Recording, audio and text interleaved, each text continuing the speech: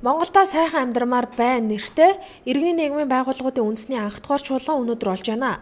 Чуулганы зохион байгуулагчид иргэний нийгмийн байгууллагуудын төлөөлөл гишүүд эх орондоо хэрхэн сайхан амьдрах талаар болон сайхан амьдрахад сүргээр нөлөөлж байгаа хүчин зүйлсийн талаар хэлэлцэж байгаамаа. Энэ анх дугаар чуулга уулзалт маань Монголдо сайхан амьдрмаар байна гэсэн өрөөнд дээр явагдаж байгаа нь бас нэгэн учиртай олон агуулга, олон сэдвийг хүндэж тавигдаж байгаа.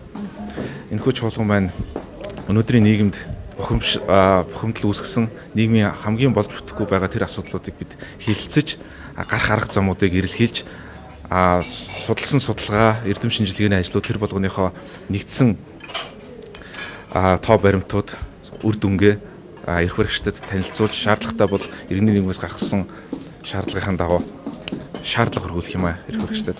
Чуулган хилцүүлгийн үеэр иргэний нийгмийн байгууллагын гишүүд төлөөлөгчид эх орондоо сайхан амьдрахад саад болж байгаа хамгийн том бэрхшээл бол төр засгийн гишүүд өөрсдөө гэж үзэж байгаагаа илэрхийлсэн юм а.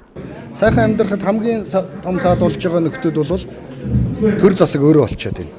Төр засаг хууль тогтоох замаар эсвэл бизнес эрхлэгчдэд ард иргэдэд хэрэггүй, ашиггүй тийм ээ өөрсөндөө ашигтай хууль тогтоох замаар сайхан амьдрахад саад болж штэ. Хамгийн наад зах нь нэлээ. Автомашины татвар байдаг штэ.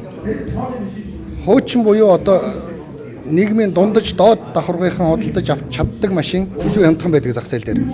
Тэдгээр машины татварыг дээд зэгтэн тултал нэмчихэд шинэ буюу одоо джип машиныхаа татварыг доод зэгтэн тултал болгож байгаа шүү. Тэгэхээр яаж гинөө?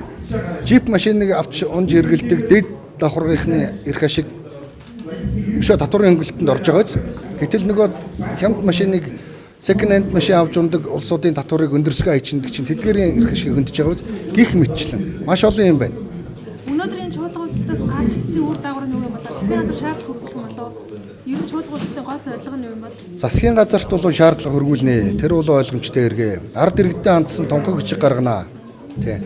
Ямар ч байсан энэ одоо төр засгийн буруутай үйл ажиллагаа, хуудуутай үйл ажиллагаануудын төлөө Монголын нийгэм тэр аяараа дуу хоолойгоо нэгтгэж байнга тэмцэж явахгүй бол хаяа нэг дуурдаг тэмцдэг хэсэг бүлгийн иргэний нийгмийн байгууллагуудын чинь үгийг бол заадуулчин сонсохгүй байх шүү. Үнэхээр хүчээ нэгдэг тэмцэе гэдгийг л уриалгах тухай асуудал.